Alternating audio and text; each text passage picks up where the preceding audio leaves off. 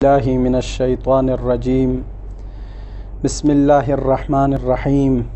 الحمد لله رب العالمين، والصلاة والسلام على أشرف الأنبياء والمرسلين. أما بعد، بسم الله الرحمن الرحيم. الحمد لله على نعمائه الشاملة وآلائه الكاملة، والصلاة والسلام على سید الانبیاء محمد المصطفیٰ وعلى آلہ المجتبیٰ الی آخرہ. ہماری بحث اور ہماری جو کتاب ہے جہاں سے ہم نے شروع کرنا ہے وہ شرح میت عامل ہے. اس کتاب کا لکھنے والا شیخ عبدالقاہر ابن عبدالرحمن الجرجانی الشافعی ہے. یہ کتاب بہت ہی عظیم کتاب ہے اور گرامر کے لحاظ سے موجود ہے. اس میں سارے قوانین جو عربی بولنا چاہتے ہیں، عربی سیکھنا چاہتے ہیں، عربی لکھنا چاہتے ہیں، ان کے لیے یہ قاعدہ ہے، یہ ان کے لیے لکھی گئی ہے. لیکن اس کی شرح جو ہے مشہور شارح عبدالرحمن ابن الجامی، جو کہ الملاجامی کے نام سے مشہور ہے، اس نے اس کی شرح لکھی ہے. اور یہ کتاب دنیا بھر میں پڑھی جاتی ہے، چاہے مذہبی عنوان پر ہو تو شیعہ بھی اس کو پڑھتے ہیں، اہل سنت بھی اس کو پڑھتے ہیں، اور باقی مذاہب ادیان الہی بھی اس کو پڑھتے ہیں، یعنی ہر مذہب کے لوگ اس کتاب کو پڑھتے ہیں. اور اسی طرح یہ کتاب باقاعدہ مادہ امتحانی اور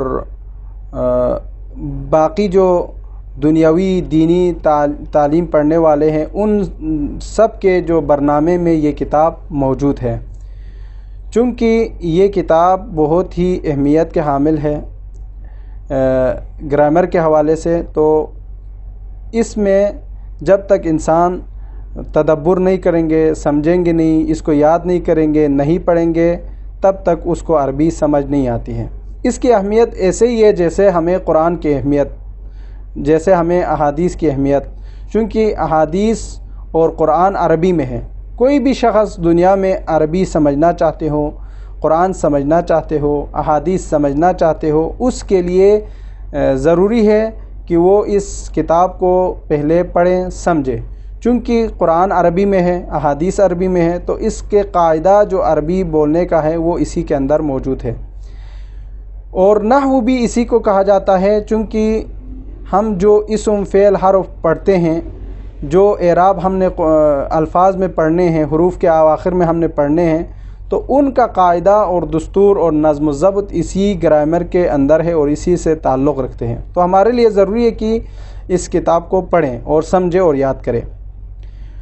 اور اس کی اہمیت کے لیے علماء لکھتے ہیں کہ النحو فی الکلام، یعنی مقام النحو فی الکلام کالملح فی الطعام، یعنی نحو کا مقام جو ہے کلام کے اندر ایسا ہے جیسے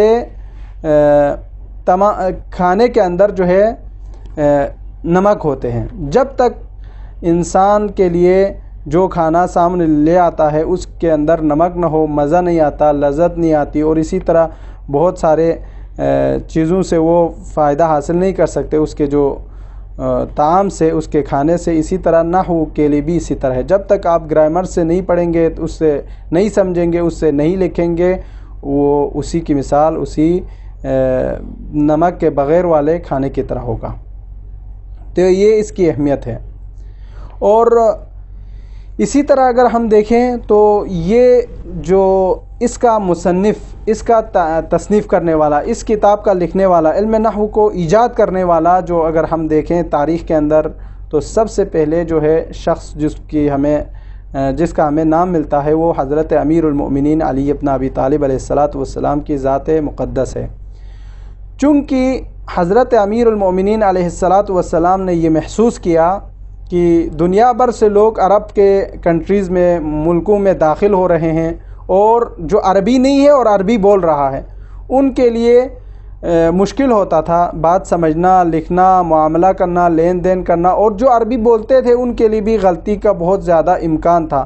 انہی غلطی کو دور کرنے کے لیے امیر المومنین علی ابن ابی طالب علیہ السلام نے اپنے برجستہ صحابی ابو الاسود دؤلی کو بلا کر ان کو چند قواعد اور نظم و ضبط دیے۔ اس کے بعد امیر المومنین نے فرمایا کہ اس کو یاد کرو، حفظ کرو، اس کو دنیا تک پہنچاؤ، تاکہ کوئی بھی انسان جو اجمی ہو یا جو عربی زبان اس کا نہیں ہے وہ اس قاعدے کے مطابق پڑھے تو ہم اس کا معنی یہ سمجھیں گے۔ تو اس طریقے سے امیر المومنین علیہ السلام نے نحو کی ابتدا فرمائی۔ یہ تاریخ کے اندر نحو کے حوالے سے موجود ہے۔ اور اسی طرح نحو کی تعریف اور حقیقت ہم اگر دیکھا جائے تو یہ ہے کہ جو کلمہ، جو اسم، جو فعل، جو حرف ہماری زبان پر آتی ہے، کوئی بھی زبان ہو، جو خصوصاً جو عربی ہے، تو اس میں ہمیں اس اسم فعل کے اعراب کو دیکھ کر ہمیں پتہ ہوگا کہ یہ جو ہے فاعل پڑھنا ہے، یہ مفعول پڑھنا ہے، یا یہ مضاف مضاف الیہ پڑھنا ہے، یا جار و مجرور پڑھنا ہے۔ اسی طرح تو اس کتاب کے لکھنے والا ہے شیخ عبد القاہر جرجانی۔ اس نے کل ٹوٹلی جو اس کتاب میں جمع کیے ہیں اس میں سے جو جمع شدہ عوامل ہے وہ 100 عوامل ہے، اور 100 عوامل کو عربی میں 100 عامل کہتے ہیں، یعنی 100 عوامل۔ اس میں سے وہ تقسیم کرتے ہیں عوامل کو 2 حصوں میں، ایک لفظیہ اور دوسرا معنویہ۔ لفظیہ وہ عوامل ہے جو زبان پر بولی جاتی ہے، زبان پر ادا کر سکتے ہیں اس الفاظ کو، تو اس کو عوامل لفظیہ کہا جاتا ہے۔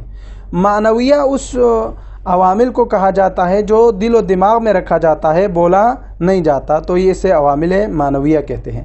اب آگے جا کے وہ تقسیم کرتے ہیں عوامل لفظیہ کو۔ عوامل لفظیہ جو تقسیم ہوتے ہیں تو وہ ایک سماعی ہے اور ایک قیاسی ہے۔ عوامل سماعی کسے کہتے ہیں اور قیاسی کسے کہتے ہیں؟ فرماتے ہیں عوامل سماعی جو ہے ان عوامل کو کہا جاتا ہے جو عرب سے ہم نے خود سنا ہو، عرب کی زبان سے، عرب باتیں کرتے ہوئے، عرب کے زبان سے مثلا وہ لکھ کر کسی کو دیتے ہوئے ہم نے دیکھے ہیں، تو یہ سارے جو ہے عوامل سماعیہ میں سے آتے ہیں، یعنی ہم نے عربوں سے سنا ہے، اس کے لیے خاص قاعدہ اور نظم و ضبط وہاں پر موجود نہیں ہے، جو کچھ عرب بولتے ہیں وہی ہم بولتے ہیں، بس اس کو کہتے ہیں سماعی۔ عوامل قیاسیہ ان عوامل کو کہا جاتا ہے جس کے لیے خاص نظم و ضبط عرب نے طے کیا ہے، جو بھی اس قاعدے کے مطابق پڑھیں گے وہ کبھی فاعل ہو سکتا ہے، کبھی وہ قاعدہ مفعول کا بھی ہو سکتا ہے، کبھی کچھ جو وہ قاعدے بنے ہوئے اسی کے مطابق جو آئیں گے، اسی قاعدے کے مطابق وہ لوگ اسی بات کو سمجھا جائے گا۔ تو یہ عوامل جو ہے عوامل لفظیہ سماعیہ کی ایک قسم، اور دوسرا جو ہے قیاسیہ۔ قیاسیہ یعنی قاعدہ نظم و ضبط کے ساتھ جو پڑھی جاتی ہے، تو یہ ہوئی بات۔ اور اس کے بعد جو ہے عوامل کی جو قسمیں ہم نے بیان کی تھی، عوامل لفظیہ، اس کے بعد ہے عوامل معنویہ۔ عوامل معنویہ جو ہے وہ عوامل تھے جو ہم نے کہا کہ زبان پر بولی نہیں جاتی ہے، اس کی کل تعداد جو ہے 2 ہی ہے، جس کو ہم انشاءاللہ کتاب کے آخر تک اس کو ساتھ تفصیل سے بیان کریں گے۔ تو یہ جو ہے اس کا کل سٹرکچر ہے جو ہم نے بیان کیا اس عوامل کے اندر، جو اس کتاب کے اندر موجود ہے وہ اسی 100 عامل ہے، اور اس کی تفصیلات انشاءاللہ آہستہ آہستہ اسی کتاب کے اندر مکمل ختم ہو جائے گی۔ تو بسم اللہ الرحمن الرحیم، الحمدللہ۔ سب سے پہلے مصنف شرح 100 عامل کی شرح کرتے ہوئے بسم اللہ کے بعد فرماتے ہیں، لکھتے ہیں الحمدللہ، حمد ہے، تعریف ہے، ساری تعریف ہے للہ، اللہ کے لیے۔ یہاں الحمد جب پڑھی جاتی ہے تو الف لام جو ہے ساری تعریف، یعنی حمد کہتے ہیں تعریف کو عربی میں، لیکن الحمد پڑھی جاتی ہے تو یعنی ساری تعریفیں للہ پروردگار کے لیے ہیں، علی نعمائہ، وہ پروردگار جس نے ہمیں نعمتیں دی ہیں، الشاملہ، جو بھی نعمت ہمیں ضرورت تھی، جو بھی نعمت جس چیز کا ہم محتاج تھے وہ سارے ہمارے لیے مکمل ہمیں دے دیے ہیں۔ وہ آلائہ الکاملہ، وہ ایسا پروردگار ہے جو تمام الوہیت کو اگر دنیا میں دیکھا جائے تو وہ مکمل پاک منزہ پروردگار ہے، جس کی الوہیت کا کوئی یعنی تعریف نہیں کر سکتا، اس کی حقیقت تک، اس کی پہنچ تک کوئی نہیں پہنچ سکتا، اس کی حقیقت کو کوئی درک نہیں کر سکتا۔ وہ آلائہ الکاملہ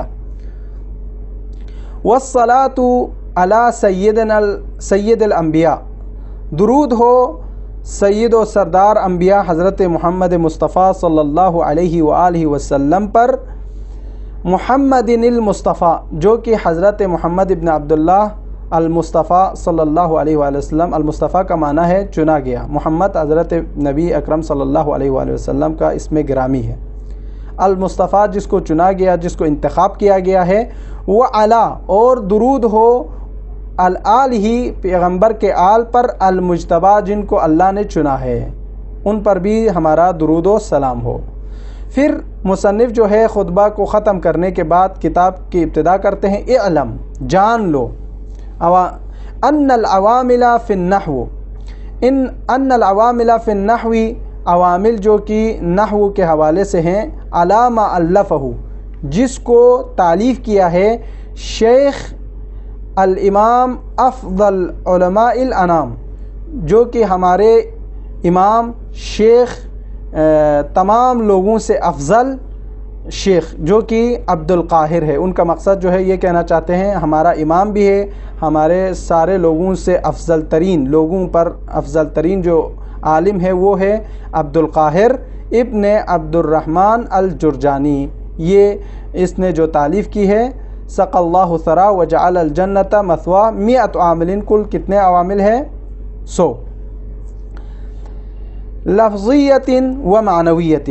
اب یہ عوامل تقسیم ہو رہا ہے، کل 100 عامل ہے، وہ تقسیم ہو رہا ہے 2 قسموں پر، ایک عامل لفظیہ، عوامل لفظیہ، اور دوسرا معنویہ۔ لفظیہ یعنی وہ عوامل جس کو زبان پر بولی جاتی ہے، معنویہ دل و دماغ میں رکھی جاتی ہے۔ ان کی مثالیں انشاءاللہ بعد میں آ جائیں گے۔ فاللفظیۃ منہا، ان عوامل لفظیہ میں سے، علی ضربین، علی قسمین، یعنی 2 قسمیں ہیں، یعنی عوامل لفظیہ کی کل کتنے قسمیں ہیں؟ 2، سماعیت و قیاسیت، ایک عوامل سماعیہ ہے، و قیاسیت، ایک عوامل قیاسیہ ہے۔ سماعیہ کا مطلب ہم نے بیان کیا کہ عربوں سے جو سنیں اسی طرح ہم نے پڑھنا ہے، لکھنا ہے، سمجھنا ہے، اسے عوامل سماعیہ کہتے ہیں۔ عوامل لفظیہ سماعیہ، جو عرب بولتے ہیں، جو عرب سنتے ہیں، جو عرب لکھتے ہیں، جو عرب پڑھتے ہیں، اسی کے مطابق ہم نے پڑھنا، لکھنا اور سمجھنا ہے۔